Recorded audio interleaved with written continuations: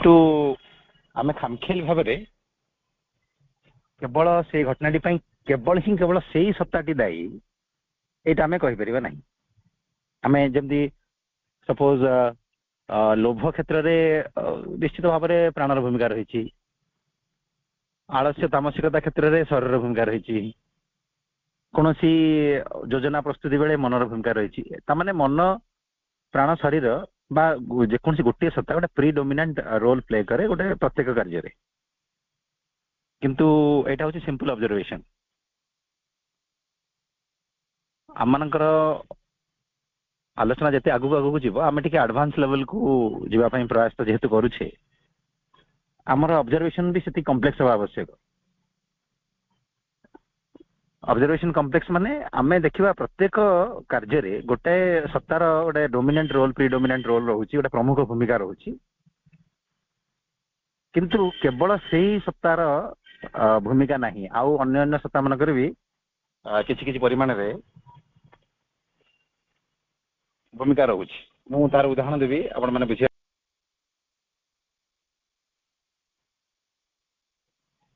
आपा जेमती शरीर कथाटी कहले, लाइफस्टाइल चेंज हवा बा गोटे इनडिसिप्लिन लाइफस्टाइल से शरीर भी भूमिका रही, से मन भी भूमिका रही, से प्राण भी भूमिका रही। भावी नंतु जड़े विलंब शोईकी विलंब उठुचे, यहाँ गोटे इनडिसिप्लिन लाइफस्टाइल। किंतु जड़े विलंब कहीं शोची से समय सी कौन करुच्ची, किसी तो कार्य करुथिबो जो कारण से विलंब शोची। विलंब शोची भावी निया जो पाठपढ़ा कारण तार आवश्यकता रही, से पढ़ुची अधिका समय पढ़ुची और शोची लेट उठुची। अच्छा सी पाठ पढ़ारे से अधिका समय दउची, यदि केवल तार गोटे दायित्व रही, तार गोटे गोटे कर्तव्य एग्जाम आगू आसूची, तो पाठ पढ़ा तार भूमिका तार दायित्व रही, सी मनर सहायतार पाठ पढ़ुची। आम ये मनर भूमिका कहीपर। किछि पिला माने अधिका समय पर्यंत पाठ भी पढ़ती क्लास रे फास्ट होगापी, अन्य मान को अतिक्रम करिकी गोटे पोजिशन रखीदेवाई, अवार्ड पाइबापी। ये जगह प्राणर भूमिका आसीगला, से मन पाठ पढ़ुची कि मन प्राणर प्ररोचन प्राणर कामना वासना प्राणर उच्च आकांक्षा को पूर्ण करने ताकू तृप्त करने पाठ पढ़ुची। मन बाध्य हो जाउची एवं शरीर भी से मन प्राणर प्रभाव में सी भी बाध्य होकर जाग्रत रोचे। किसी पिला माने प्रत्येक दिन सिनेमा देखा सांगसाथी मान सहित बाहर को बुलाबुली करी निम्न प्राणर गसिपिंग भोजी भात इत्यादि रे समय कटे लेट नाइट रे फेरती घर को शुंती। निशा द्रव्य इत्यादि पान कर अभ्यास मान था। यहाँ हूँ प्राण निम्न प्राणर कर्म। ये निम्न प्राण एवं मन अधिकांश समय शरीर को डिस्टर्ब करती।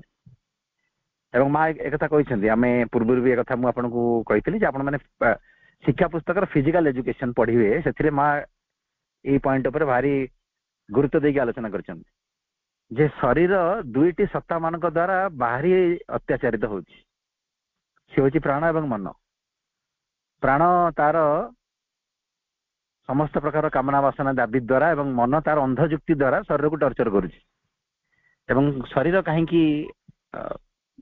अत्याचारित हो जाउची कारण शरीर स्वाभाविक प्रकृति होची सी गोटे आज्ञाधीन भृत्य। ताकू तार मालिक मैंने जहाँ कहे सी मानि नब से कौन सी प्रकार सी बाधा दब नहीं एवं सी माने सी गोटे चमत्कार स्लेव। तो ताकू जहाँ जहाँ कहगला मन प्राण द्वारा ताकू से एक्जाक्टली मानवा बाध्य तार प्रकृति अनुसार माने भी शरीर। तार सॉल्यूशन कौन आम किसी समय सॉल्यूशन उपर भी फोकस करिया आवश्यक। माँ कहते जदि शरीर तो निजर किसी गोटे सामर्थ्य रही किंतु तार स्वाभाविक प्रकृति होची से कहार नहीं कहार कथा मानिब, कहार नहीं कहार अधीन रहिबो। यदि मन प्राण अधीन न रही अंतरात्मा अधीन शरीर आसीजे ताले शरीर सुस्थता स्वतःस्फूर्त भाव आसो।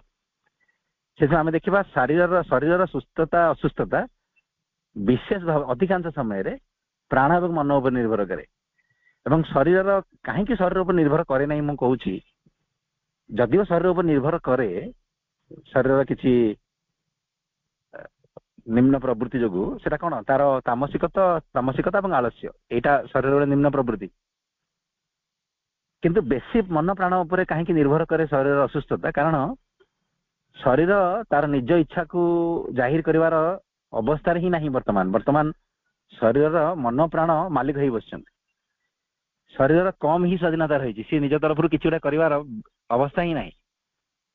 ମନ ପ୍ରାଣ ବିଶେଷ ଭାବରେ ତାକୁ ଇନଫ୍ଲୁଏନ୍ସ କରୁଛନ୍ତି ଏବଂ ତାର ଫଳସ୍ୱରୂପ ସିଏ ଅସୁସ୍ଥ ହଉଛି। ଆମେ ଲିଭରର ଗୋଟେ ଡିଜିଜ ସମ୍ପର୍କରେ ଆଲୋକପାତ କଲେ ଆମେ ଜାଣିଛୁ, ଯଦି ଶରୀରର କୌଣସି ଅଙ୍ଗ ଖରାପ ହେଇଥିବ, ସେଇ ଅଙ୍ଗକୁ କ୍ଷତି ପହଞ୍ଚିଲା ଭଳିଆ ଖାଦ୍ୟ ଶରୀର କେବେ ବି ଖାଇବନି, ସେ ବାନ୍ତି କରି ପକେଇବ। ଆମେ ସମସ୍ତେ ଜାଣିଛୁ, ଶରୀର ଯୋଉ ସମୟରେ ଅସୁସ୍ଥ ଥାଏ, ଆପଣ ଗୋଟେ ଖାଦ୍ୟକୁ ବହୁତ ଭଲ ପାଆନ୍ତି। ଆପଣଙ୍କୁ ଜ୍ୱର ହେଇଛି, ସେଇ ଖାଦ୍ୟ ମୁଁ ଆପଣଙ୍କୁ ଦେବି, ଆପଣ ଖାଇବାକୁ ଇଚ୍ଛା କରିବେନି, କାରଣ ସେଇ ଖାଦ୍ୟଟି ଶରୀର ପାଇଁ କ୍ଷତିକାରକ। ଶରୀର ଏ କଥାଟି ଜାଣିଛି, ସେ ନିଜେ ନିଜର ପ୍ରବୃତ୍ତି କାରଣରୁ ତାକୁ ରିଜେକ୍ଟ କରିବ। ସ୍ୱତଃସ୍ଫୂର୍ତ୍ତ ଭାବରେ ଆପଣଙ୍କ ଭିତରେ ଆଗ୍ରହ ହିଁ ଆସିବ ନାହିଁ, ସେ ଖାଦ୍ୟଟି ପ୍ରତି ଆପଣଙ୍କର ଆଗ୍ରହ ଆସିବନି ଖାଇବା ପାଇଁ। ତ ଯଦି ଲିଭରର କିଛି ୱିକନେସ୍ ରହିଛି, ଲିଭର କିଛି ଦୁର୍ବଳ ଅବସ୍ଥାରେ ଅଛି, ତାହେଲେ ଲିଭରକୁ କ୍ଷତି ପହଞ୍ଚିଲା ଭଳିଆ ଖାଦ୍ୟ ଯଦି ଜଣେ ବାରମ୍ବାର ଖାଇବ, ଲିଭର ର ପ୍ରୋବ୍ଲେମ ଆହୁରି ବଢି ଯିବ। ଶରୀର ତ କେବେ ବି ଖାଇବନି, ଶରୀର ତ ଜାଣିଛି ମୋର ଲିଭର ପ୍ରୋବ୍ଲେମ ଅଛି, ମାନେ ଲିଭରକୁ ଯିଏ କ୍ଷତି ପହଞ୍ଚେଇବ ସେ ଖାଦ୍ୟ କେବେ ବି ଶରୀର ଖାଇବନି। କିନ୍ତୁ ଲିଭରର ପ୍ରୋବ୍ଲେମଟା ଆଗ୍ରାଭେଟ ହଉଛି ମାନେ ଏମିତି କିଛି ଖାଦ୍ୟ ସେ ପିଲାଟି ନଉଛି ବା ଆମେ ମାନେ ବେଳେ ବେଳେ ସେଇ ଅବସ୍ଥାରେ ପଡିଯାଉ ଯେ ଲିଭରକୁ କ୍ଷତି ପହଞ୍ଚାଇଲା ଭଳିଆ ଖାଦ୍ୟ ଆମେ ଖାଉ, ଯୋଉ ସ୍ଥାନରେ ଲିଭର ନିଜେ ଦୁର୍ବଳ ଅଛି ତାକୁ ଆହୁରି ଦୁର୍ବଳ କରି ପକଉ। ଏ ଜାଗାରେ ବେଶୀ ଭୂମିକା ଥାଏ ପ୍ରାଣର। ଆମର ପେଟ ଖରାପ ଥାଇକି ବି କିଛି ଖାଦ୍ୟ ଖାଇଦବ, ପ୍ରାଣ ବାଧ୍ୟ କରିଦବ, ନାହିଁ ଖାଇଲେ କିଛି ଅସୁବିଧା ନାହିଁ। ପ୍ରାଣ ଲୋଭରେ ପଡିକି ଶରୀରକୁ କ୍ଷତି ପହଞ୍ଚିବାର ଅବସ୍ଥାକୁ ବି ଆମମାନେ ପଳଉ। ଏବଂ କିଛି ମାତ୍ରାରେ ମନ ବି ଭୂମିକା ନିର୍ବାହ କରେ। ମନ ଧର ଯାହା ଗବେଷଣା କରୁଛି, ଯାହା ପଢୁଛି, ଜାଣୁଛି, ଯାହା ସବୁ ବିଭିନ୍ନ ଗବେଷଣା ଲେଖାଯାଇଛି, ସେ ସବୁ ଶରୀର ଦୃଷ୍ଟିକୋଣ ଠିକ ନୁହଁ। ଆମେ ଯାହା ବି ମେଡିକାଲ ସାଇନ୍ସ ହଉ କିମ୍ବା ଯେକୌଣସି ମେଡିସିନ ସିଷ୍ଟମ ହଉ, ସେ ଗୋଟେ ଗବେଷଣାର ବିଷୟବସ୍ତୁ। ସେ ଗବେଷଣା ମୁଖ୍ୟତଃ କିଏ କରିଛି? ମୁଖ୍ୟତଃ ମନ କରିଛି। ବାସ୍ତବରେ ମନର ସାମର୍ଥ୍ୟ ହିଁ ନାହିଁ ସତ୍ୟର ସ୍ତରକୁ ପହଞ୍ଚିବା। ସତ୍ୟ ସ୍ତରରେ ପହଞ୍ଚିଲା ପରେ ମନ ଜାଣିପାରିବ ଯେ ଶରୀର ପାଇଁ ଏକ୍ଜାକ୍ଟଲି କଣ ଆବଶ୍ୟକ। ମନ ଧୀରେ ଧୀରେ ସତ୍ୟ ଆଡକୁ ଯାଉଛି, ସତ୍ୟର ଅନେକ ଆଲୋକ ମନ ଉପରେ ପଡିଲାଣି। ସେଥିପାଇଁ ଶରୀର ପାଇଁ କଣ ଆବଶ୍ୟକ କିଛି ମାତ୍ରାରେ ମନ ବୁଝିପାରିଛି, କିନ୍ତୁ ମନ ସମ୍ପୂର୍ଣ୍ଣ ବୁଝି ନାହିଁ। ତ ବେଳେ ବେଳେ ଆମ ଲିଭର ପାଇଁ କ୍ଷତିକାରକ ଖାଦ୍ୟ ମନ ଗବେଷଣା କରିକି ଭାବିଦିଏ ଯେ ନାଇଁ ଏଇଟା କ୍ଷତିକାରକ ନୁହଁ, ତ ସେ ଶରୀରକୁ ବାଧ୍ୟ କରେ, ତ ଲିଭର ଖରାପ ଅଛି ଏଇଟା ଖାଇଦେ ଭଲ ହେଇଯିବ। ତ ବେଳେ ବେଳେ ତାର ପ୍ରଭାବରେ ବି ଆମେ ପଡିଯାଉ। ଏମିତି ଏଇଟା କିନ୍ତୁ ବହୁତ ରେୟାର କେସରେ ହୁଏ, କାରଣ ବହୁତ ମନ ସତ୍ୟର ନିକଟବର୍ତ୍ତୀ ବହୁତ ହେଲାଣି। ଏଇଟା ବହୁତ ରେୟାର କେସରେ ହୁଏ, କିନ୍ତୁ ଏହାର ବି ପସିବିଲିଟିଜ ଅଛି। କିନ୍ତୁ ଅଧିକାଂଶ ସମୟ ପ୍ରାଣର ପ୍ରଭାବରେ ପ୍ରଭାବିତ ହୋଇ ଶରୀର କ୍ଷତିଗ୍ରସ୍ତ ହୁଏ। ଆଉ ଯୋଉ ମନ କଥାଟି ମୁଁ କହିଲି ତାର ଗୋଟେ ଉଦାହରଣ ବି ମୁଁ ଦେବି। ମା ଏ ବିଷୟରେ ବି କହିଛନ୍ତି। ମା କହିଛନ୍ତି ଯୋଉ ମଡର୍ଣ୍ଣ ମେଡିସିନ ଏଇଟା ଆପଣମାନେ ଖାଉଛନ୍ତି ଠିକ ଅଛି, କିନ୍ତୁ ଛୋଟ ପିଲାକୁ କେବେ ଦେବେନି।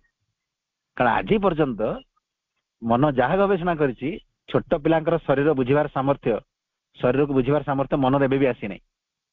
ତ ପିଲାମାନଙ୍କୁ, ବିଶେଷ କରି ପିଲାମାନଙ୍କୁ ଆମେ ସଦାସର୍ବଦା ଚେଷ୍ଟା କରିବା ଯଥା ସମ୍ଭବ ବିନା ମେଡିସିନରେ କେମିତି ସେମାନେ କ୍ୟୁର ହେବେ ଚେଷ୍ଟା କରିବା ପାଇଁ। ତା ପାଇଁ କଣ ଆବଶ୍ୟକ? ବାପା ମା ମାନେ ଟିକେ ଶୃଙ୍ଖଳିତ ହେବେ ଏବଂ ଏମିତି ଗୋଟେ ଲାଇଫଷ୍ଟାଇଲ ପିଲାମାନଙ୍କୁ ଶିଖେଇବେ ଯାହାଦ୍ୱାରା ପିଲାଟି ରୋଗରେ ପଡିବାର କମ ପସିବିଲିଟି ରହିବ। ଆଉ ବିଶେଷ କରି ଏଇ କଥାଟି କେମିତି ହେଇପାରିବ? ପିଲାଙ୍କୁ ଛୋଟବେଳୁ ଖାଦ୍ୟ, ପରିଷ୍କାର ପରିଚ୍ଛନ୍ନତା ଏବଂ ବିଶ୍ରାମର ଗୋଟେ ରୁଲ ଶିଖେଇବେ ଏବଂ ଫିଜିକାଲ ଏଜୁକେସନ ରୁଲ ଶିଖେଇବେ। ପିଲାଟି ତାର ଶରୀର ପାଇଁ ଆବଶ୍ୟକ ଖାଦ୍ୟ କେମିତି ଖାଇବା ଶିଖିବ, ସେଇଟା ଅଭିଭାବକ ମାନଙ୍କର ଦାୟିତ୍ୱ। ଠିକ ସମୟରେ କେମିତି ସେ ବିଶ୍ରାମ କରିବ, ଠିକ ସମୟରେ ଉଠିବ, ସେଇଟା ଅଭିଭାବକ ମାନଙ୍କର ଦାୟିତ୍ୱ। ଏ ଶୃଙ୍ଖଳା ସେ ତାକୁ ଶିଖେଇବେ। ପରିଷ୍କାର ପରିଚ୍ଛନ୍ନ ରହିବା ସେଇଟା ମଧ୍ୟ ଅଭିଭାବକ ମାନେ ଶିଖେଇବେ। କିନ୍ତୁ ଏ ଜାଗାରେ ମା କହୁଛନ୍ତି ପରିଷ୍କାର ପରିଚ୍ଛନ୍ନ ରହିବେ ଯେ କିନ୍ତୁ ଭୟରେ ନୁହଁ, ରୋଗ ଭୟରେ ପରିଷ୍କାର ପରିଚ୍ଛନ୍ନ ନୁହଁ। ପରିଷ୍କାର ପରିଚ୍ଛନ୍ନତା ଏବଂ ସୌନ୍ଦର୍ଯ୍ୟକୁ ଭଗବାନ ଭଲ ପାଆନ୍ତି। ଏଇ ସୌନ୍ଦର୍ଯ୍ୟ ପରିଷ୍କାର ପରିଚ୍ଛନ୍ନତା ପ୍ରତି ଗୋଟେ ଭଲ ପାଇବାକୁ ଜାଗ୍ରତ କରେ ପିଲାମାନଙ୍କୁ ଆମେ ଶିକ୍ଷାଟି ଦେବା ଯେ ହଁ ଆମେ ସବୁବେଳେ ପରିଷ୍କାର ରହିବା, ଦାନ୍ତ ନଖ ଇତ୍ୟାଦି ସଫା କରିବା, ପରିବେଶକୁ ପରିଷ୍କାର ରଖିବା, ନିଜର ବସ୍ତ୍ରକୁ ପରିଷ୍କାର ରଖି ପିନ୍ଧା ପିନ୍ଧି କରିବା, ଶୋଇବା ବେଡସିଟ୍ ଇତ୍ୟାଦି ତାକୁ ମଧ୍ୟ ପରିଷ୍କାର କରିକି ଆମେ ଶୋଇବା, ନିଜର ଟଏଲେଟ୍ ଫଏଲେଟ୍ ପରିଷ୍କାର ଅବସ୍ଥାରେ ରଖିବା। କାହିଁକି? କାରଣ ଭଗବାନ ପରିଷ୍କାର ପରିଚ୍ଛନ୍ନତା ଏବଂ ସୌନ୍ଦର୍ଯ୍ୟକୁ ଭଲ ପାଆନ୍ତି। ପିଲାମାନଙ୍କୁ ରୋଗ ଭୟ ଦେଖିକି ପରିଷ୍କାର ପରିଚ୍ଛନ୍ନତା ପ୍ରତି ଗୋଟେ ଉତ୍ସାହ ସୃଷ୍ଟି କରିବା ଉଚିତ ନୁହଁ। ତାପରେ ଖାଦ୍ୟ କଥା, ଖାଦ୍ୟଟି ଶରୀରର ଆବଶ୍ୟକତା, ଏଇ କଥାଟି ପିଲାମାନେ ଅତି ଛୋଟ ବୟସରୁ ଶିଖିଯିବା ଦରକାର।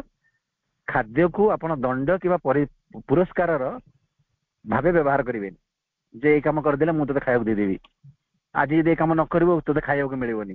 ଦଣ୍ଡ ଏବଂ ପୁରସ୍କାର ପାଇଁ ଖାଦ୍ୟକୁ କେବେ ବ୍ୟବହାର କରିବେନି। ଯଦି ଖାଦ୍ୟକୁ ଆପଣ ବ୍ୟବହାର କରନ୍ତି ତାହେଲେ ଖାଦ୍ୟ ପ୍ରତି ଗୋଟେ ଭୁଲ ଧାରଣା ପିଲାମାନଙ୍କର ସୃଷ୍ଟି ହବ। ତାପରେ ଶେଷଟି ଗୋଟେ ଗୁରୁତ୍ୱପୂର୍ଣ୍ଣ କଥା, ସେଟା ହଉଛି physical education, regular physical education. ପିଲାମାନେ ଅତି କୁନି ବୟସରୁ ମା କହିଲେ ଶୋଇକି ଉଠିବା ପରେ 20 ମିନିଟ୍ କେମିତି ପିଲାମାନେ ବ୍ୟାୟାମ କରିବେ ମୁକ୍ତ ବାୟୁରେ, ସେ ବ୍ୟବସ୍ଥା ଅଭିଭାବକ ମାନେ କରିବା ଦରକାର।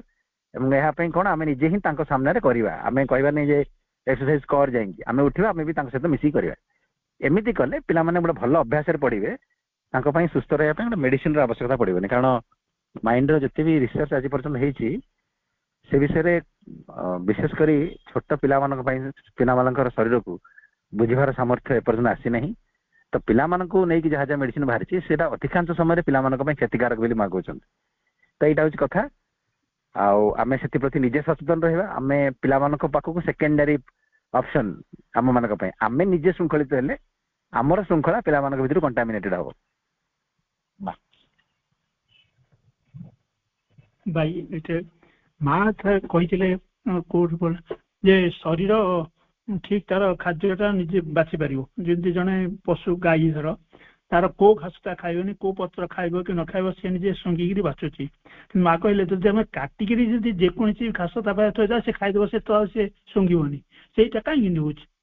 ସେ ତ ଯଦି ଶୁଙ୍ଘିକିରି ଖାଉଛି, ଆମେ କାଟିକି ଥୋଇଦେଲେ କ'ଣ ସେଟା ଶୁଙ୍ଘି ସେଟା ବାଛେଇ ଥାନ୍ତା, ଫୋପାଡ଼ି ଥାନ୍ତା? ସେ କହୁଛନ୍ତି ନାଇଁ ତମେ ଯଦି କାଟିକି ତା ପାଖରେ ଦେବ ସେ ଯାହା ପଡ଼ିଲା ତାହା ଖାଇଦେବ, ତା ଶରୀର ଅସୁସ୍ଥ ହଉ ଯାହା ହଉଛି ହଉ। ଏମିତି କାହିଁ ହଉଛି? ତାର କାରଣ ହଉଛି ଭାଇ ଆମ ମାନଙ୍କର ପ୍ରକୃତିର କିଛି ସେଠି ଇନଭଲଭମେଣ୍ଟ ରହିଲା। ତାମାନେ ଆମେ ଯେତେବେଳେ ଖାଦ୍ୟଟି ପ୍ରସ୍ତୁତ କରୁଛେ, ଭାବନ୍ତୁ ଗୋଟେ ମା ଖାଦ୍ୟ ପ୍ରସ୍ତୁତ କରୁଛି, ତ ମାର କନସିୟସନେସ୍ ଖାଦ୍ୟ ଭିତରୁ କିଛି ଯାଉଛି। ସେମିତି ଆମେ ଖାଦ୍ୟଟେ ରେଡି କରୁଛୁ ଗାଈଟି ପାଇଁ। ଆମେ ଖାଦ୍ୟଟି ତିଆରି କଲା ଯୋଉ ଘାସ କାଟିଲା ବେଳେ ଆମେ ଆମର ଚଏସ୍ ଅନୁସାରେ ଘାସ କାଟୁଛୁ। ଏ ଘାସରେ ବଢିଆ ଗ୍ରୀନ୍ ଦେଖାଯାଉଛି, ଏହା ତା ପାଇଁ ଭଲ ହବ, ଆମେ ଆମ ଚଏସ୍ ରେ। ସେଥିପାଇଁ କିଛି ମାତ୍ରାରେ ହ୍ୟୁମାନ୍ ଇନପରଫେକ୍ସନ ର ଭାଇବ୍ରେସନ ସେ ଖାଦ୍ୟ ଭିତରକୁ ଯାଏ ଏବଂ ସେଇ ଭାଇବ୍ରେସନ ଟି କ'ଣ କରେ, ପଶୁପକ୍ଷୀ ମାନଙ୍କର ସେ ଯୋଉ ନ୍ୟାଚୁରାଲ ଇନଷ୍ଟିଟ୍ୟୁଟକୁ ନଷ୍ଟ କରେ। ସେଥିପାଇଁ ମା କହିଛନ୍ତି ପଶୁ କେବେ ଜଙ୍ଗଲରେ ଅସୁସ୍ଥ ହୁଏନି।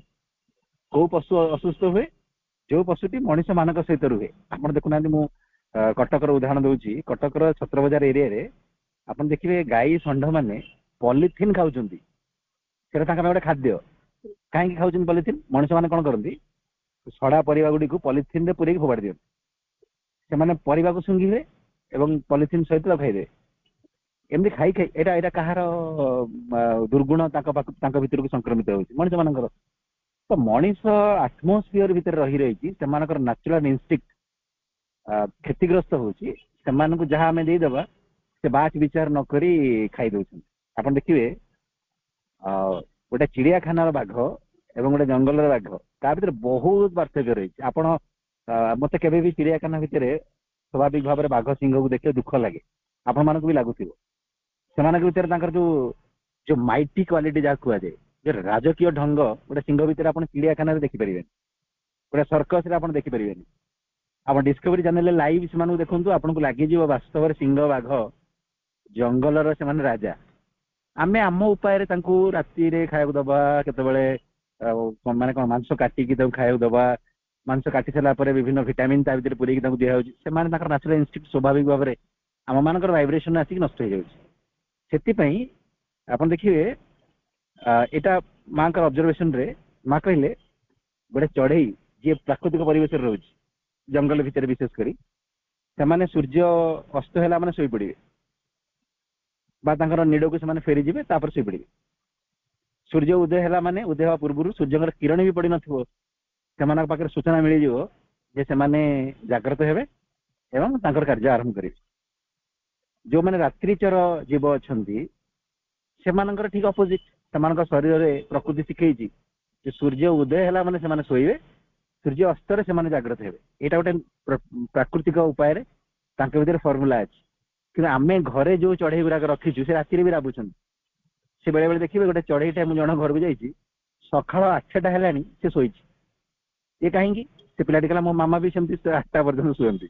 ତ ଆମ ମାନଙ୍କର ପ୍ରଭାବରେ ସେମାନେ ପ୍ରଭାବିତ ହେଇଯାନ୍ତି, ଏକଥା ମା କହିଛନ୍ତି। ସେଥିପାଇଁ ୱାନ୍ ଟାଇପ୍ ଅଫ୍ ଏମିତି ମାଙ୍କର ଶବ୍ଦ ହଉଛି ଯେ ହ୍ୟୁମାନ୍ ନେଚର ଯୋଗୁଁ ସେମାନେ କରପ୍ଟେଡ୍ ହେଇଯାନ୍ତି, ସେମାନଙ୍କ ଭିତରେ ସେ ନ୍ୟାଚୁରାଲ ଇନଷ୍ଟିକ୍ଟ ନଷ୍ଟ ହେଇଯାଏ।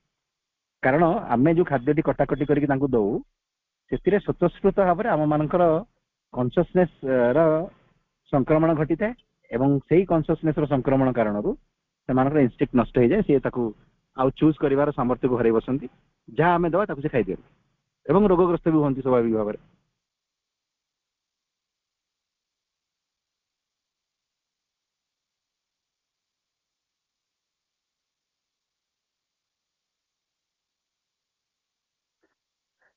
ଭାଇ ଆମେ ଗୋଟେ ନିର୍ଦ୍ଦିଷ୍ଟ ବିଷୟରେ ଆଲୋଚନା କରୁଛୁ ବୋଲି ମନ ପ୍ରାଣ କଥା, ଶରୀର କଥା ଭାଇ, କିନ୍ତୁ ମୂଳ ପ୍ରଶ୍ନ ଯୋଉ କହୁଥିଲେ ଯେ ଆମେ ମନ ପ୍ରାଣ ଶରୀର ଆଉ ନିଜକୁ ନେଇକି ଗୋଟେ ମାନେ ମନରେ ଗୋଟେ ବିପଦ ପଡିଲା କି ପ୍ରାଣରେ ପଡିଲା କି ଶରୀର ଅସୁସ୍ଥ ହେଲା, ସେଇଥିରେ କଣ ବ୍ୟସ୍ତ ରହିବା ଆମର ଇଏ କି?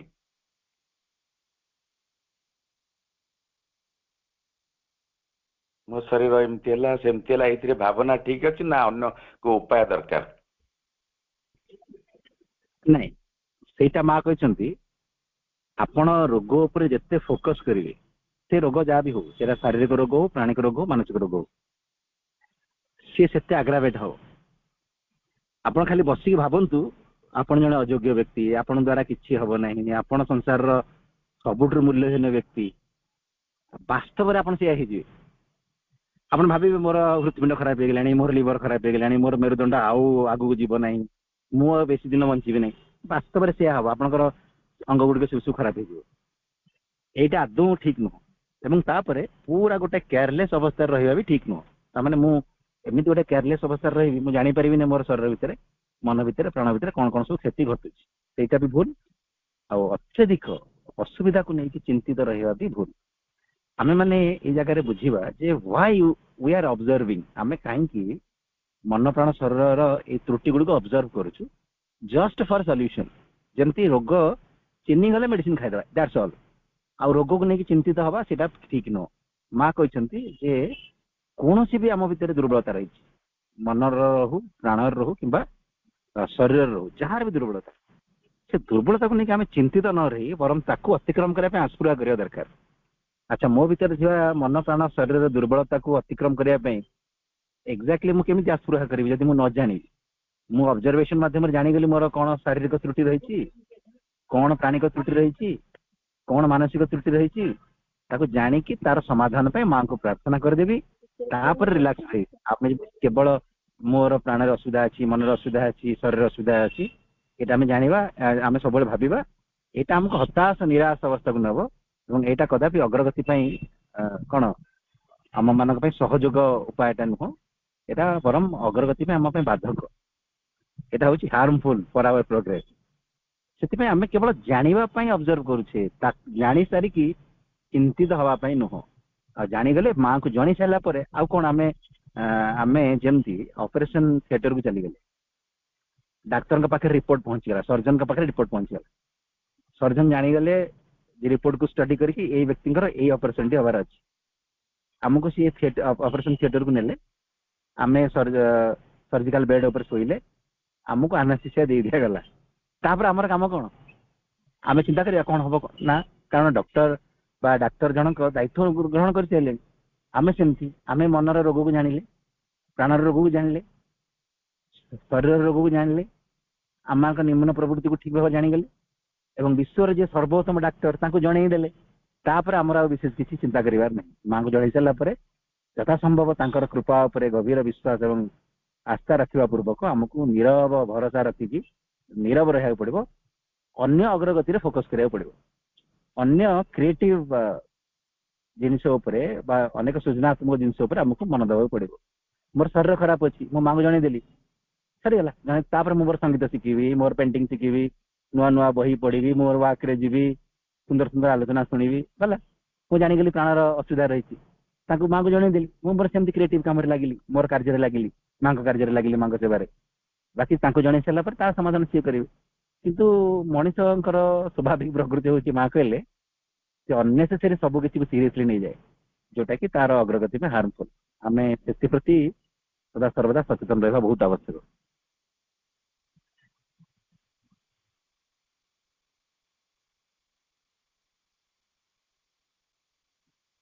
ଧନ୍ୟବାଦ ଭାଇ। ପରବର୍ତ୍ତୀ କ୍ୱେଶ୍ଚନ ଅପା।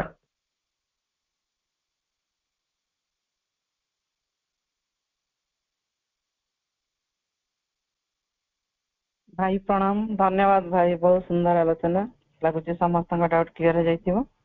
ଯଦି ଆଉ କାହାର କିଛି ଡାଉଟ୍ ଥାଏ ତ ଅପା ଭାଇ ମାନେ ପଚାରି ପାରିବେ।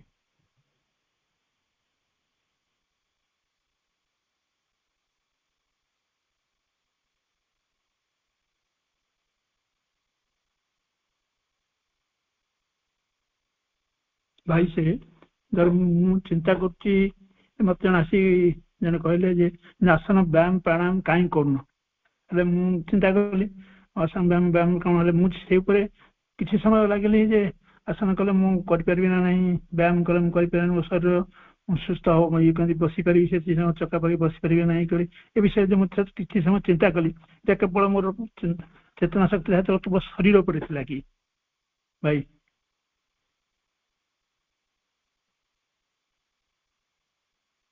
ଆଜ୍ଞା, ପ୍ରକୃତରେ ଏଇଟା ଗୋଟେ ଆମ ସମସ୍ତଙ୍କ ପାଇଁ ଗୋଟେ ଅତି ଜରୁରୀ ପ୍ରଶ୍ନ ଯେ ଆମେ ମାନେ ସମସ୍ତେ ଆସନ ବ୍ୟାୟାମ କରିବା ଉଚିତ ନା ଉଚିତ ନୁହେଁ। ଆସନ ବ୍ୟାୟାମ ହଉଛି ଗୋଟେ ସ୍ପେସିଫିକ ଟାଇପ ଅଫ ଏକ୍ସରସାଇଜ, ଏବଂ ଯଦି ସବୁ ପ୍ରକାରର ଏକ୍ସରସାଇଜ କୁ ଆମେ ଗ୍ରେଡ କରିବା, ଇଟ୍ is the best type of exercise. ସବୁ ବ୍ୟାୟାମ ମାନଙ୍କ ଭିତରେ, ଶାରୀରିକ ବ୍ୟାୟାମ ମାନଙ୍କର ମଧ୍ୟରେ ଏଇଟା ହଉଛି ସର୍ବୋତ୍ତମ। କାରଣ ଏଟା ଗୋଟେ ବିଜ୍ଞାନ ଆମେ କହିପାରିବା। ଶରୀର ଉପରେ ଫିଜିକାଲ ଏକ୍ସରସାଇଜ ସଂକ୍ରାନ୍ତୀୟ ଯାହା ଯାହା ସବୁ ଗବେଷଣା ହେଇଛି, ଆସନ ବ୍ୟାୟାମର ଗବେଷଣାଟି ଆମର ପାରମ୍ପରିକ ଢଙ୍ଗରେ ଯୋଗୀ ଋଷି ମାନେ କରିଛନ୍ତି। ତ ସେମାନଙ୍କର ଚେତନାର ଯୋଉ ଏନଲାଇଟମେଣ୍ଟ, ତାର ପ୍ରଭାବରେ ଏ ଆସନ ଗୁଡିକ ପୁରା ବହୁତ ହାଇ ଲେଭେଲର ରେଜଲ୍ଟ ଆମ ଶରୀର ଉପରେ ପକାଏ। ଏବଂ ସେମାନେ ଏ ଫିଜିକାଲ ଏକ୍ସରସାଇଜ କୁ ଏମିତି ଚମତ୍କାର ଭାବରେ ରୂପ ଦେଇଛନ୍ତି, ଏହାର ପ୍ରଭାବ ଆମର ସାଇକୋଲୋଜି ଉପରେ ବି ପଡେ, ମନସ୍ତତ୍ୱ ଉପରେ ବି ପଡେ। ତେଣୁ କିଛି ମାତ୍ରାରେ ଆମ ଚେତନାର ବିଭିନ୍ନ ବୃତ୍ତିକୁ ନିୟନ୍ତ୍ରଣ କରିବାର ମଧ୍ୟ এই ଆସନ ଗୁଡ଼ିକ ଆମକୁ ସହାୟତା ପ୍ରଦାନ କରେ। ଆସନ ସହିତ ପ୍ରାଣାୟାମ ଏବଂ ଧ୍ୟାନ এই କମ୍ବାଇନ୍ କରିକି କରିବା ଦରକାର। କିନ୍ତୁ ଏଥିରେ ଗୋଟେ ରିସ୍କ ଅଛି। ରିସ୍କ କ'ଣ? ଯେ ଯୋଉ ବ୍ୟକ୍ତିଙ୍କର ଏଥିରେ ସମ୍ପୂର୍ଣ୍ଣ ଭାବରେ ଗୋଟେ ଜ୍ଞାନ ଥିବ, ଯେ ପୁରା ମାଷ୍ଟର ହେଇଥିବେ, ତାଙ୍କର ଗାଇଡାନ୍ସରେ କରିବା ଦରକାର। ସେଥିପାଇଁ କାହାକୁ ବି ଦୂରରୁ ଆସନ ବ୍ୟାୟାମ କରିବା ପାଇଁ ସଜେଷ୍ଟ କରିବାଟା କେବେ ବି ଉଚିତ ନୁହଁ। ଯେ ମୁଁ ଆପଣଙ୍କୁ କହିବିନି କି ଆପଣ ଆସନ ବ୍ୟାୟାମ କରନ୍ତୁ। ହଁ, ମୁଁ କହିବି ଯେ ଜଣେ ଭାଇ ଆପଣଙ୍କୁ ଗାଇଡ କରୁଛନ୍ତି, ଆପଣ ତାଙ୍କର ଗାଇଡାନ୍ସରେ କରିପାରନ୍ତି, ଯଦି ସେ ଭାଇ ଜଣଙ୍କ ଏଇ ଜ୍ଞାନରେ ସମ୍ପୂର୍ଣ୍ଣ ଭାବରେ ଜ୍ଞାନ ପ୍ରାପ୍ତ କରିଛନ୍ତି ବା ଏଥିରେ ତାଙ୍କର ଗୋଟେ ଦକ୍ଷତା ରହିଛି, ଗୋଟେ ହୋଲ୍ଡ ରହିଛି ଏ ଜ୍ଞାନ ଉପରେ, ସେଟା କରାଯାଇପାରେ। କିନ୍ତୁ ବ୍ୟାୟାମ ଦୃଷ୍ଟିରୁ ଯଦି ସଜେସନ କରିବା ପାଇଁ କୁହାଯାଇପାରେ, ଯୋଉଟାକୁ ପ୍ରଣବ ଦାସ ସଜେସନ ଦେଇଛନ୍ତି ଆମ ସମସ୍ତଙ୍କ ପାଇଁ, ସେଇଟା ହଉଛି ଲଙ୍ଗ ୱାକ୍, ଲମ୍ବା ବାଟ ଚାଲିବା। ଏଇଟା ସମସ୍ତଙ୍କ ପାଇଁ, ସବୁ ଏଜ ଗ୍ରୁପ ପାଇଁ, ସବୁ ବୟସ୍କର ବ୍ୟକ୍ତିମାନଙ୍କ ପାଇଁ। କେବଳ ଯୋଉମାନଙ୍କର ବ୍ୟାକବୋନ ପ୍ରୋବ୍ଲେମ ଅଛି ସେମାନଙ୍କୁ ଛାଡ଼ିଦେଲେ ଆଉ ସମସ୍ତେ ଦ୍ରୁତ ବେଗରେ ଚାଲିବା ପାଇଁ ଇଏ କରିପାରିବେ। କିନ୍ତୁ ପ୍ରଥମେ ଆପଣ 15 ମିନିଟରୁ ଆରମ୍ଭ କରିବେ, ଧୀରେ ଧୀରେ ଆପଣଙ୍କର ଶରୀରର ସାମର୍ଥ୍ୟ ଅନୁସାରେ ଧୀରେ ଧୀରେ ତାର ଗତିକୁ ଏବଂ ଦୂରତାକୁ ବଢେଇବେ। ଏଇଟା ପୁରା ସମ୍ପୂର୍ଣ୍ଣ ଭାବରେ ସୁରକ୍ଷିତ। ଆଉ ଯୋଉ କଥାଟି ଆପଣ କହିଲେ, ଯେତେବେଳେ ମୁଁ ଆସନ ବ୍ୟାୟାମ କଥା ଚିନ୍ତା କଲି, ସେତେବେଳେ ମୋର ଶରୀର ଉପରେ ଫୋକସ ଥିଲା କି ନାହିଁ, ଏଇଟା ସତ କଥା।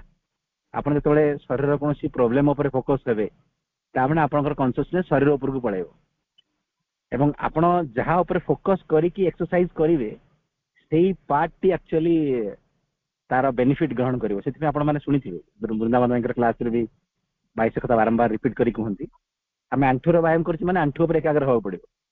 ଯଦି ଆଣ୍ଠୁର ବ୍ୟାୟାମ କରିକି ମୁଁ ସିନେମା କଥା ଭାବୁଥିବି ସେ ବ୍ୟାୟାମର ବେଶୀ ପ୍ରଭାବ ପଡିବ। ସେଥିପାଇଁ exercise means focus on the body and do the set of exercises. ଶରୀର ଉପରେ ଏକାଗ୍ର ହେଇ ସେ ଯୋଉ ବ୍ୟାୟାମଟିକୁ କଲେ ହିଁ ସେଇ ଅଙ୍ଗ ଉପରେ ଗୋଟେ ସୁପ୍ରଭାବ ପଡେ, ପ୍ରକୃତ ଲାଭ ଆମେ ଗେନ୍ କରିପାରିବା। ସେଥିପାଇଁ ଆସନ ବ୍ୟାୟାମ ସମ୍ପର୍କରେ ଚିନ୍ତା କରିବା ମାନେ ସ୍ୱାଭାବିକ ଭାବରେ ଆମର କନସିୟସନେସଟି ଶରୀର ଉପରେ ବେଶୀ ଥାଏ। କିନ୍ତୁ ଯୋଉ ଯୋଜନା ସମ୍ପର୍କରେ ଆଲୋଚନା କରେ ବା ସେଇ ଯୋଉ ପ୍ରୋସେସ ଏକ୍ସରସାଇଜର ପ୍ରୋସେସ ସେଇଟା ହଉଛି ମନର ବିଷୟବସ୍ତୁ। ମୁଁ ଗୋଟେ ଆସନ କରିବି, ସେ ଆସନରେ ସିଧା ଛିଡା ହେବି, ନିଶ୍ୱାସ ଭିତରକୁ ନେଇକି କେମିତି ବେଣ୍ଡ କରିବି, ନିଶ୍ୱାସ ଛାଡିକି କେମିତି ବେଣ୍ଡ କରିବି, ଏଇ ସବୁ ଯୋଉ ପ୍ଲାନିଂ ଅଲ୍ ଦିସ୍ ଏଇ ଯୋଉ ଜ୍ଞାନ ସବୁ ଏଇଟା ହଉଛି ମନର ବିଷୟବସ୍ତୁ। ମନର ଏଇ ରିସର୍ଚ୍ଚଟି ଶରୀରକୁ ଆପ୍ଲାଏ କରାଯାଏ। ଆଉ ଯେତେବେଳେ ଆମେ ବ୍ୟାୟାମ କରୁ ସ୍ୱାଭାବିକ ଭାବରେ ଯଦି ଆମେ ସେ ଅଙ୍ଗ ଉପରେ ଏକାଗ୍ର ହଉଥିବା ତାମାନେ ମୋର କନସିୟସନେସ ଶରୀର ଉପରେ ହିଁ ରହିଛି।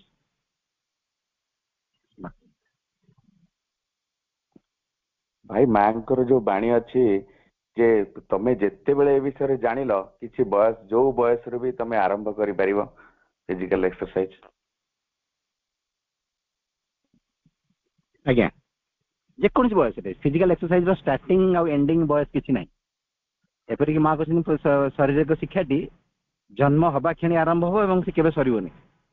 ଯେତେବେଳେ ଆମେ ଜାଣିବା ସେତେବେଳେ ଆମେ କରିବା। କିନ୍ତୁ ଆଉ ଗୋଟେ କଥା ଗୁରୁତ୍ୱପୂର୍ଣ୍ଣ, ଆମେ ଆମର ବ୍ୟବସ୍ଥା ଶାରୀରିକ ଅବସ୍ଥା ଅନୁସାରେ ହିଁ ଏକ୍ସରସାଇଜର ମାନେ ପରିମାଣ ଏବଂ ତାର ପ୍ରକାରକୁ ଚୁଜ୍ କରିବା। ତାମାନେ ଜଣେ ହଠାତ୍ ଯେ ପୁରା ଆଡଭାନ୍ସ ଆସନ କରିପାରିବ ସେ କଥା ନୁହଁ। ଆମେ ଯେକୌଣସି ବୟସର ବ୍ୟକ୍ତିମାନେ ଏକ୍ସରସାଇଜ ପାଇଁ ଏକ୍ସରସାଇଜ ଆରମ୍ଭ କରିପାରନ୍ତି, ଯେକୌଣସି ବୟସ। ଆଉ ଆର ବହୁତ ଉଦାହରଣ ରହିଛି, ବହୁତ ଉଦାହରଣ ରହିଛି। ଜଣେ ବ୍ୟକ୍ତି ଜଣେ ମହିଳା ସିଏ 65 ଏଜରେ ଏକ୍ସରସାଇଜ କରିବା ଆରମ୍ଭ କଲେ। ତାଙ୍କର ସ୍ୱାମୀଙ୍କର ନିଧନ ଘଟିଲା, ପରିବାରରେ ଅନେକ ଅସୁବିଧା ଘଟିଲା, ସେ ସବୁବେଳେ ଡିପ୍ରେସ ଅବସ୍ଥାରେ ରୁହନ୍ତି। ତ ତାଙ୍କର ପୁଅ ତାଙ୍କୁ ସଜେଷ୍ଟ କଲେ ଯେ କିଛି ନା କିଛି ଗୋଟେ କାର୍ଯ୍ୟରେ ତୁ ଇନଭଲ୍ଭ ରହ, ଏମିତି ଫାଙ୍କା ରହିଲେ ତତେ ଦୁଃଖ ଲାଗିବ। ତ ସେ ଧୀରେ ଧୀରେ ଚାଲିବା ପାଇଁ ଆରମ୍ଭ କଲେ। ତାପରେ ତାଙ୍କ ଭିତରେ ଇଚ୍ଛା ହେଲା ଯେ ମୁଁ ଟିକେ ମାନେ କଣ ସିଷ୍ଟମେଟିକ ଏକ୍ସରସାଇଜ କରିବି, କଲେ। ତାପରେ ଯୋଉ ସିନିୟର ଲୋକମାନଙ୍କର ମାରାଥନ ଥାଏ ସେ ଭାଗ ନେଲେ। ଭାଗ ନେଇ 95 ଏଜ୍ ପର୍ଯ୍ୟନ୍ତ ସେ ଗୋଲ୍ଡ ମେଡାଲ ପାଇଲେ। ଏବଂ ଏବେ ବି ବୋଧହୁଏ ସେ ମହିଳା ଜଣକ ଅଛନ୍ତି, ପଞ୍ଜାବୀ ମହିଳା ଜଣେ, 100 ଏଜରେ ବି ସେ ମାରାଥନ ଭାଗ ନେଉଛନ୍ତି। ମାନେ ସେ ବୟସ୍କ ଅପଭାଇ ମାନଙ୍କର ମାରାଥନ ଯୋଉ ହୁଏ ସେଥିରେ ଭାଗ ନେଉଛନ୍ତି। ଏଇଟା ଗୋଟେ କିଛି ଭୁଲ କଥା ନୁହଁ, କିନ୍ତୁ ସେଇଥିରେ ଆମେ ଟିକେ ଭାବିଚିନ୍ତି କରିବା। ଆମେ ହଠାତ୍ ଆପଣ ଗୋଟେ ବଡ ଏଜରେ ଆସିକି ସାଙ୍ଗେ ସାଙ୍ଗେ ଆସନ ବ୍ୟାୟାମ ଆରମ୍ଭ କରିଦେବାଟା ସେଟା କେବେ ବି ଠିକ ନୁହଁ। ଜଣେ ପ୍ରପର ଗାଇଡାନ୍ସରେ ଜଣେ ଗୁରୁଙ୍କର ସହାୟତାରେ ଗୋଟେ ଫିଜିକାଲ ଟ୍ରେନିଂ ନିହାତି ଆରମ୍ଭ କଲେ କିଛି ଅସୁବିଧା ନାହିଁ। ଜଣେ ଧୀରେ ଧୀରେ ଚାଲିବ, ତାପରେ ଜଏଣ୍ଟ ଏକ୍ସରସାଇଜ କରିବ, ତାପରେ ଧୀରେ ଧୀରେ ଟିକେ forward backward bending side bending ଅଳ୍ପ ଅଳ୍ପ କରିବ। ତାପରେ ଧୀରେ ଧୀରେ ଯୋଉ ଶରୀର ଆଲାଉ କଲା କିଛି କିଛି ସହଜ ଆସନ କରିବ। ତାପରେ ଯଦି ଶରୀର ଫ୍ଲେକ୍ସିବୁଲ ହଉଛି ତ ସେ ଆସନ ଗୁଡ଼ିକୁ ସବୁ ଅଲଗା ଆସନ ଗୁଡ଼ିକୁ ବି ପ୍ରାକ୍ଟିସ କରିପାରେ। କିନ୍ତୁ ତାର ପ୍ରକାର ସେମାନେ ଚୁଜ୍ କରିବେ ତାଙ୍କର ଶରୀର ଅବସ୍ଥା ଅନୁସାରେ। ଧୀରେ ଧୀରେ ଧୀରେ ଧୀରେ ଶରୀରର ଫିଟନେସକୁ ଯେକୌଣସି ଲେଭେଲକୁ ବଢା ଯାଇପାରେ। ଏଜ୍ ଏଇଟା ଫ୍ୟାକ୍ଟର ନୁହଁ। ଆଉ ଆମେ ବଡ ବୟସ ହେଇଗଲେ, ଅଧିକା ବୟସ ହେଇଗଲେ କାହିଁକି ଆମେ ଫିଟନେସ୍ ହରେଇ ବସୁ? ଏଇଟା ମା କହୁଛନ୍ତି ଏଇଟା ମନର ବିଷୟବସ୍ତୁ। ମନ ଜାଣିଛି 60 ବର୍ଷ ହେଲା ମାନେ ଅଣ୍ଟା ଦର୍ଜ ହବ, 70 ବର୍ଷ ହେଲା ମାନେ ଆଣ୍ଠୁ ଦର୍ଜ ହବ, 80 ବର୍ଷ ହେଲା ମାନେ ଫୁଟବଲ ଜମା ତ ଖେଳିବା ଉଚିତ ନୁହଁ, ହାଡ ଭାଙ୍ଗିଯିବ। ଏଇ ସବୁ ମନର ବ୍ୟାପାର। କିନ୍ତୁ ଶରୀରର ସେଇଟା କିଛି ନଥାଏ। ମନର ପ୍ରଭାବରେ ଶରୀର ବାର୍ଦ୍ଧକ୍ୟ ହାସଲ କରେ। ଆମେ ଜାଣିଥିବା ଦରକାର। ଏହାର ବହୁତ ସୁନ୍ଦର ଚମତ୍କାର ଉଦାହରଣ ନଳିନ୍ଦା ଏବଂ ଅନ୍ୟ ସାଧକ ମାନେ ସୃଷ୍ଟି କରିଛନ୍ତି। ନଳିନ୍ଦା 75 ଏଜରେ ଫୁଟବଲ ଖେଳୁଥିଲେ ଏବଂ ତାପରେ ଫୁଟବଲ ଖେଳ ବନ୍ଦ କଲେ। କାହିଁକି ବନ୍ଦ କଲେ ତାର କାରଣ ନୁହଁ ଯେ ତାଙ୍କର 75 କ୍ରସ୍ କରିଗଲା। ନଳିନ୍ଦା କହୁଛନ୍ତି ମୋର କାର୍ଯ୍ୟାଳୟରେ କାର୍ଯ୍ୟ ବେଶୀ ବଢିଗଲା, ଆଶ୍ରମର ଦାୟିତ୍ୱ ଏତେ ବଢିଗଲା ଯେ ମତେ ଆଉ ପ୍ଲେଗ୍ରାଉଣ୍ଡ ଯିବା ପାଇଁ ସମୟ ହେଲାନି। ସେଥିପାଇଁ ମୁଁ ଏକ୍ସରସାଇଜର ପାଟର୍ନ ଚେଞ୍ଜ କରିଦେଲି, ପାଖାପାଖି ଚଲାବୁଲା କରିକି ମୋର କାମ ଉପରେ ଅଫିସରେ ବେଶୀ ସମୟ ଦିଏ। ଆମେ କଣ କରୁ, ସିଏ ଶରୀର ଛାଡିବାର ଲାଷ୍ଟ 10 ବର୍ଷ ପୂର୍ବରୁ ବା 20 ବର୍ଷ ପୂର୍ବରୁ ଧର ଫିଜିକାଲ ଏକ୍ସରସାଇଜ ବନ୍ଦ କଲେ, ଆମର ଅଛି ଆମର 20-25 ବର୍ଷ ହେଇଗଲା ମାନେ ଆମେ ଏକ୍ସରସାଇଜ କରୁନୁ, ଆମର ଉଲ୍ଟା ପାଟର୍ନ ଚାଲିଛି। ସେଥିପାଇଁ ଏକ୍ସରସାଇଜ ଉପରେ ଶରୀରର ବୟସ ଉପରେ କିଛି ନିର୍ଭର କରେ ନାହିଁ। ଆମେ ଏମିତି ଭାବିପାରିବା age is just a number. ଶରୀର ବୟସଟି ହଉଛି କେବଳ ଗୋଟିଏ ସଂଖ୍ୟା 30, 40, 50, 60, 70 ଅଛି ଏଇଟା।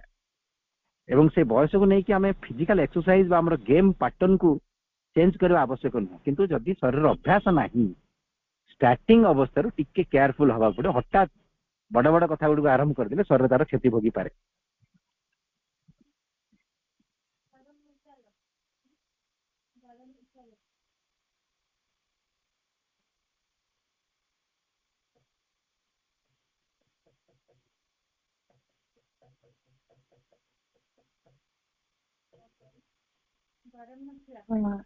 ଭାଇ ସେ କହୁଛନ୍ତି ମନେକର ପିଲାବେଳୁ ଆମେ ଅଭ୍ୟାସ କରିନେ, ଏବେ ଗୋଟେ ବୟସକୁ ଅତିକ୍ରମ କଲା ପରେ ଯେବେ ଆମେ କହୁଛୁ 50-60 ବୟସରେ ଯେତେବେଳେ ଆମେ ଆରମ୍ଭ କରୁଛୁ, ମାନେ ଯେମିତି ପିଲାବେଳେ ସେମାନେ ଅଭ୍ୟାସ କରିକି ଯୋଉ ଷ୍ଟାଣ୍ଡାର୍ଡରେ କରିପାରୁଛନ୍ତି ସେଟା କରିବା ସମ୍ଭବ ହିଁ ହଉନି। ମୁଁ ବି ନିଜେ ରିଲାଇଜ କରୁଛି, କରିସାରିଲା ପରେ ଗୋଡ ହାତ ବହୁତ ବିନ୍ଧୁଛି, ଅଲରେଡି କରିପାରୁନି। ଦ୍ୱିତୀୟରେ ଗୋଟେ ସବଷ୍ଟାନ୍ସିଆଲ ଚେଞ୍ଜ ନ ଆସିଲା ପର୍ଯ୍ୟନ୍ତ ବଡିର ଯୋଉ ସବଷ୍ଟାନ୍ସ ଆମର ବଡିକୁ ଏବେ ତିଆରି ହେଇଛି ସେଇଟାରେ କଣ ପରିବର୍ତ୍ତନ ଏବେ ଆମ ପାଇଁ ସମ୍ଭବ ହବ? ନା ଦେଖୁଛନ୍ତି ପୁରା ବଡି ଗୋଟେ ଏଲିମେଣ୍ଟାରୀ ଚେଞ୍ଜ ହବ, ସବଷ୍ଟାନ୍ସ ଚେଞ୍ଜ ହବ। ଆମେ କଣ ଆସନ ବ୍ୟାୟାମ ଦ୍ୱାରା ସେ ଚେଞ୍ଜଟା ଏବେ ଆଣିପାରିବା? ଆଜ୍ଞା, ଏଇଟା ପ୍ରକୃତରେ ବହୁତ ସୁନ୍ଦର ପ୍ରଶ୍ନ ଆପଣଙ୍କର। ପ୍ରକୃତ କଥାଟି ହଉଛି ଆମେ ମାନେ ଭାବିଦଉ, ଏଇ କଥାଟି ବୃନ୍ଦାବନ ଭାଇ ବେଟର ବୁଝିପାରିବେ ଏବଂ ଅନ୍ୟମାନଙ୍କୁ ବିସ୍ମୟରେ ବୁଝେଇ ଦେଇପାରିବେ ଯେ ଆସନର ଯୋଉ ପରଫେକ୍ସନ ଥାଏ, ସେଇ ପରଫେକ୍ସନର ପୋସ୍ଚର ପରଫେକ୍ସନରେ ଆପଣଙ୍କ ଶରୀର ଉପରେ ତାର ପ୍ରଭାବ ପଡେ ନାହିଁ। ଆକ୍ଚୁଆଲି ଯେ ଧୀରେ ଧୀରେ ଧୀରେ ଧୀରେ ଆପଣ ସେଇ ପୋସ୍ଚର ଉପରେ ସଷ୍ଟେନ କରି କରି କରି କରି ଆପଣଙ୍କର ପୋସ୍ଚରରେ ପରଫେକ୍ସନ ଆସେ। ଉଦାହରଣ ସ୍ୱରୂପ ଆପଣ ସପୋଜ ଜାନୁଶିରା ଆସନ କରୁଛନ୍ତି, ପ୍ରଥମେ କଣ ହବ? ଆପଣଙ୍କ ଅଣ୍ଟାଟି କେବଳ ବେଣ୍ଡ ହବ, ଆପଣଙ୍କର ହାତଟି ଭୂମିକୁ ସ୍ପର୍ଶ କରିବ ନାହିଁ। ଏଟା ସ୍ୱାଭାବିକ କଥା, ଯେହେତୁ ଆପଣଙ୍କର ଅଭ୍ୟାସ ନାହିଁ। ଆମେ ଭାବୁ କଣ କହିଲେ ଯେ ଜାନୁଶିରାସନ ମାନେ ସିଧାସଳଖ ହାତଟି ଆପଣଙ୍କର ହିଲ୍ ପାଖକୁ ଯିବ, ଅଣ୍ଟାଟି ସମ୍ପୂର୍ଣ୍ଣ ସିଧା ରହିବ, ମୁଣ୍ଡଟି ପାଦ ଆଡକୁ ଟାଣି ହେବ ଏବଂ ଆଣ୍ଠୁ ଆଡକୁ ମୁଣ୍ଡଟି ବେଣ୍ଡ ହେଇକି ସମ୍ପୂର୍ଣ୍ଣ ଭିତରୁ ପଶିଗଲା ପରେ ଯୋଉ ଫଟୋ ଫଟୋ ଆମେ ଦେଖି ଦଉଛୁ କି କୁନି କୁନି ପିଲାମାନେ ସୁନ୍ଦର ଭାବରେ କରିଦେଉଛନ୍ତି, ଆମେ ଭାବୁଛୁ ବୋଧେ ଏକ୍ଜାକ୍ଟଲି ବୋଧେ ଦ୍ୟାଟ୍ ଇଜ ଜାନୁଶିରାସନ। ଏକ୍ଜାକ୍ଟଲି ସେଇଟା ନୁହଁ। ଆପଣଙ୍କର ସପୋଜ ଆପଣ ପଶ୍ଚିମୋତ୍ତାସନ କରୁଛନ୍ତି, ଆପଣ ସିଧା ବସିଲେ ତ ଯେତିକି ବେଣ୍ଡ ହଉଛି ସେଇ ମାନେ ସହଜ ସୁଖ ଅବସ୍ଥାରେ ଯେତିକି ବେଣ୍ଡ ହଉଛି ଆପଣ ସେଇ ଜାଗାରେ ହୋଲ୍ଡ କରିବେ ଏବଂ ଯୋଉ ଅଙ୍ଗରେ ପେନ୍ ହଉଛି ସେଇ ଜାଗାରେ ମାଙ୍ଗ ନାମ ଜପ କରିବେ ଫୋକସ କରି। ତାପରେ ଆପଣ ଶରୀର ଯଦି ଆଲାଉ କଲା ଧୀରେ ଧୀରେ ସିଏ ସ୍ୱାଭାବିକ ଭାବରେ ଆଗକୁ ଗଲା, ତାହେଲେ ଆପଣ ଆଗକୁ ଯିବେ। ଆଉ ସ୍ୱାଭାବିକ ଭାବରେ ଶରୀର ଆଗକୁ ନ ଯାଇ ଯଦି ଆମେ ଅନ୍ୟମାନଙ୍କୁ ଦେଖିକି ଜୋର ଜବରଦସ୍ତ ଟଣା ଆଉଟରା କରୁ, ସେଇ କାରଣରୁ ହିଁ ଶରୀର ବିନ୍ଧାବିନ୍ଧି ହୁଏ। ଆମେ ଭାବୁ କଣ ଯେ ମୁଁ ସିଧାସଳଖ ପୁରା ମୁଣ୍ଡ ନେଇକି ଲଗେଇଦେଇ ବାନ୍ଧୁଥିଲି, ଏଇଟା ହଉଛି ଆସନ। ସେ କଥା ନୁହଁ। ମୋର ଶରୀର ଯୋଉ କଥାଟିକୁ ସୁଖରେ ସହଜରେ ଗ୍ରହଣ କରିପାରିବ ଯେତିକି, ଇଭେନ ସିଧା ଆପଣ ବସିକି ହାତ ଦିଟାକୁ ଆଗକୁ ନେଇଯିବା ବି ପଶ୍ଚିମୋତ୍ତାସନ ଆମ ଶରୀର ଦୃଷ୍ଟିରୁ। ଆଉ ଯୋଉମାନେ ଛୋଟବେଳୁ କରିଛନ୍ତି, ସେମାନେ ବଡିର ଫ୍ଲେକ୍ସିବିଲିଟି ସ୍ୱାଭାବିକ ଭାବରେ ହାସଲ କରିଛନ୍ତି, ସେମାନେ ଆହୁରି ଆଡଭାନ୍ସ ଲେଭେଲକୁ ଯାଇପାରିବେ ଏବଂ ଅଧିକା ସମୟ ହୋଲ୍ଡ କରିପାରିବେ। ଆମେ ହୋଲ୍ଡିଂ ଟାଇମ ଏବଂ ବେଣ୍ଡିଂ ଟ୍ୱିଷ୍ଟିଂ ଟାଇମ ମାନେ ଟ୍ୱିଷ୍ଟିଂ ଲେଭେଲକୁ ଆମେ ଆମର ଶରୀର ଯେତିକି ପର୍ଯ୍ୟନ୍ତ ଏକ୍ଜାକ୍ଟଲି ଆଲାଉ କରୁଛି, 1 ଇଞ୍ଚ ବି ଆପଣ ଆଗକୁ ନେବେନି। ଯେଉଁମାନେ ବୟସ୍କ ଅଭାବ ମାନେ ସେଇମାନଙ୍କ ଉଦ୍ଦେଶ୍ୟରେ କହୁଛି ମୁଁ। ଛୋଟ ପିଲାମାନେ ଟିକେ ଷ୍ଟ୍ରେଚ୍ କରିପାରନ୍ତି ଯୋଉମାନଙ୍କର ବୟସ ଅଛି। ଆଉ ବିଶେଷ କରି ଆପଣ ଦେଖିବେ କୁନି କୁନି ପିଲାମାନେ ଅପ୍ ଟୁ ଏଜ୍ 11-12 ପର୍ଯ୍ୟନ୍ତ ଯୋଉ ୟୋଗା ବା ଫିଜିକାଲ ଟ୍ରେନର ମାନେ ଥାନ୍ତି, ସେମାନେ ଭୟଙ୍କର ଭାବରେ ମାନୁଆଲି ଷ୍ଟ୍ରେଚିଂ କରାନ୍ତି। ବିଭିନ୍ନ ୟୋଗା ଷ୍ଟ୍ରାପ୍ ଇତ୍ୟାଦି ବ୍ୟବହାର କରିକି ସେମାନେ ବହୁତ ଟାଣିକି ଜୋର ଜବରଦସ୍ତ କରନ୍ତି, କାରଣ ସେଇ ଶରୀରର ସେଇ ସମୟରେ ଇଞ୍ଜୁରି ହେବାର ଚାନ୍ସ ବହୁତ କମ ଥାଏ। ଯଦି ବି ଇଞ୍ଜୁରି ହେବ ରିକଭରିର ଚାନ୍ସ ଥାଏ। କିନ୍ତୁ ବୟସ ବଢିଗଲା ପରେ ଆମମାନଙ୍କର ମାଇଣ୍ଡର ପ୍ରଭାବ ଶରୀର ଉପରେ ଏମିତି ପଡିଯାଇଥାଏ ଯେ ମାଇଣ୍ଡର ପ୍ରଭାବରେ ଶରୀରର ରିଜିଡିଟି ଆସିଯାଇଥାଏ ଏବଂ ସେଠି ଆମକୁ ବହୁତ ବହୁତ କେୟାରଫୁଲ ହେବାକୁ ପଡିବ। ଆଉ ଗୋଟେ କଥା ଯେ ଆମର ଶରୀର ଭିତରେ ସେଇ ହାଇ ଲେଭେଲର ବା ଫ୍ୟୁଚରର ମ୍ୟାଟେରିଆଲ ଗୁଡ଼ିକ ଡେଭଲପ କରିନାହିଁ, ଏଟା ସ୍ୱାଭାବିକ କଥା। କିନ୍ତୁ କରିବ କେମିତି? ଆମେ ଯଦି ସିଷ୍ଟମାଟିକ ଫିଜିକାଲ ଏକ୍ସରସାଇଜ ପ୍ରତି ଆଗ୍ରହୀ ହବା, କୌଣସି ମେଡାଲ ପାଇବା ପାଇଁ ନୁହଁ, କାହାକୁ ଦେଖେଇ ହେବା ପାଇଁ ନୁହଁ, simply it is a service to the mother. ଶରୀରର ଏଇଟା ଗୋଟେ ସାଧନା। ଏଇଟା ଯୋଉ ନୂଆ ଅତିମାନ ଯୁଗ ଆସୁଛି, ସେଇ ଯୁଗ ପାଇଁ ଆମେ ମାନେ ଯନ୍ତ୍ରବତ ଏଇ କାର୍ଯ୍ୟଟି କରୁଛୁ, ଭବିଷ୍ୟତକୁ ପ୍ରିପେୟାର କରୁଛୁ। ତ ସେଇ ଭବିଷ୍ୟତର ପ୍ରିପାରେସନର लक्ष्य रखिकी शारीरिक एक्सरसाइज करवा माने धीरे धीरे फिजिकल कॉन्शियसनेस रे न्यू मटेरियल माने डिसेंड करेंगे एवं जरूरी नुह से न्यू मटेरियल गुड़ी को आमरी शरीर आसवे सेटा जरूरी नुह आपण देखंतु एबे आपण जानिथिबे जे पिंपुड़ी माने ग्रामासिन पाउडर खाई हजम कर दउछन कहीं कारण भितर से पाउडर टी प्रति गोटे शरीर इम्यून पावर ग्रो कर बारंबार से खाई अच्छा बारंबार कौटी खाइले गोटे पिंपुड़ी केते दिन बंचुची सी कौटी खाइला सी खाई नहीं तार ग्रेट ग्रांडफादर ग्रामासिन खाई मरी सी किछि मात्रा तार बापा रो कॉन्शियसनेस रे किछि मात्रा रे इम्यून सिस्टम ग्रो करथिला ग्रामासिन प्रति ता भितर कंप्लीट ग्रो करिगला ता माने जनरेशन वाइज मटेरियल डिसेंड करे आमे जानिछु एटा तो वैज्ञानिक गवेषणा रे भी रही जे जिराफ मानकर बेकटी छोट थिला कारण से जो अंचल में बसवास करते छोट छोट ग्लूम और घास इत्यादि थिला खाई से बंचुले सी सरीगला धीरे धीरे बड़ बड़ गछ को खाइबार आवश्यकता पड़ला तो से चेष्टा कले बेकू लंबेया एवं धीरे धीरे जेनेरेशन जेनेरेशन बीतीगला किछि जेनेरेशन बीतीगला परे जेब्रा मानकर बेकटी लंबा हवा आरंभ कला 8-10 जेनेरेशन पर से बेक बहुत लंबा हो गला ता माने जणे जेब्रा चेष्टा करिछि तार 5 जेनेरेशन पर आउ गोटे जेब्रार शरीर प्रभाव पड़िया माने कोन आमर शरीरटी डायरेक्ट वर्ल्ड फिजिकल कॉन्शियसनेस सहित कनेक्ट होइक अछि आमे जो साधनाटी करूछु जरूरी नुह सेही साधनार फल आमे भोगिबा जरूरी नुह आमे तो गोटे निस्वार्थपर भाव में साधनाटी करूछु सेरा शारीरिक साधना हो मानसिक साधना हो आमे घरे सावित्री पढ़ुछु काहेकि केवल only the illumination of our own consciousness no illumination of the whole world consciousness आमे पढ़ुछु जदि श्रद्धार सहित गोटे निस्वार्थ भाव में आमे से महान भगवत कार्य इनवॉल्व थिबा तर तार प्रभाव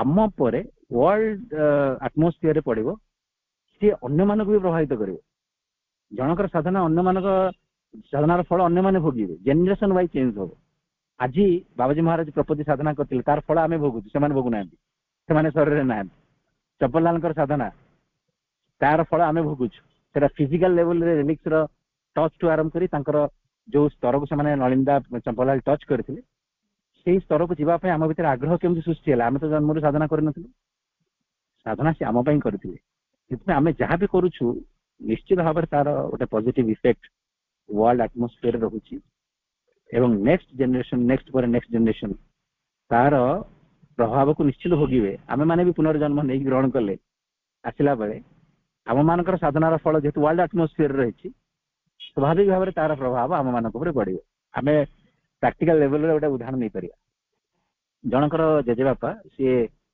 जंगल रे थिले आदिवासी वनवासी जंगल से थिले एवं तांकर किछि सेमति किछि पाठ पढ़ी नथिले तांकर सेमति किछि अपरिष्कार अवस्था रे थिले किछि नथिला तो तांकर पिलाटी सी पाठ पढ़िला बाहर शहर रे चाकरी कला तो सी भलो टिके संस्कारी हला परिष्कार परिचन्न हला कथाबार्ता शिखिला व्यवहार ज्ञान ता भीतर आसिला तापर नेक्स्ट जनरेशन माने कोन पास ऑन हे कि 4-5 जनरेशन पर केते हाई लेवल को चली जाइथिबो से पिलाटी आपण जानि परिबेनी तार ग्रेट ग्रैंडफादर किबा तांकर ग्रेट ग्रैंडफादर कोपरी अवस्था रे थिले तांको भीतर कोन इन्फ्यूरिटी सब थिला तो जनरेशन वाइज जनकर प्रयास धीरे धीरे नेक्स्ट जनरेशन को बेटर अवस्था को नहीं चले तामाने हमर कॉन्शियसनेस रो डेवलपमेंट हमर साधनार प्रयास हमर नेक्स्ट जनरेशन को गोटे बेटर एटमॉस्फेयर बेटर गोटे स्पीयर जोगेयो सेति आमे करुथिबा साधना आमे करुथिबा प्रयास जेकोन से एज रे पछे हो निष्फल नुह यार सबुठारु द ब्राइटेस्ट एग्जांपल होचंती हम मां निजे मांकर बयस 95 हेला बेलको अरविल आरंभ होला मांकर बयस 95 पाखापाखि 92-93 भितर कौन आवश्यक सी के दिन रही कि फिजिकली कि अरविल ग्रो करुच्ची माँ जहाँ जहाँ कर सबू जो समय शिरोबिंदर शरीर उपर को सुपरमेंटाल पावर डिसेंड कर मुहूर्त ही प्रभु शरीर छाड़दे ताल से सुपरमेंटाल पावर को डिसेंड करोले कौन सी व्यक्तिर निस्वार्थपर साधनार फल केबे भी निष्फल हुए नहीं से व्यक्ति शरीर रहू कि न रहू परवर्ती जेनेरेशन से फल को भोग निश्चित आम मैंने आज जो मनोभाव आसन प्राणायाम करुचे तार कारण इन फ्यूचर पिला माने सहजरे ନିଜ ଶରୀର ଭିତରେ ନ୍ୟୁ ଏଲିମେଣ୍ଟସ ଗୁଡ଼ିକୁ ଗ୍ରହଣ କରିବା ପାଇଁ ସାମର୍ଥ୍ୟ ହେଇପାରେ। ଏତିକି ନିଃସ୍ୱାର୍ଥ ଭାବରେ ମାଙ୍କର ସେବା ହିସାବରେ ଆମେ କଲେ ବି ଆମର ହୁଏତ ଫ୍ଲେକ୍ସିବିଲିଟି ଗ୍ରୋ ନ କରିପାରେ, କିନ୍ତୁ ସାଧନା ମାନେ ମାଙ୍କର ସେବା ତ ନିଶ୍ଚିତ ହଉଛି, ଏଥିରେ କୌଣସି ସନ୍ଦେହ ନାହିଁ।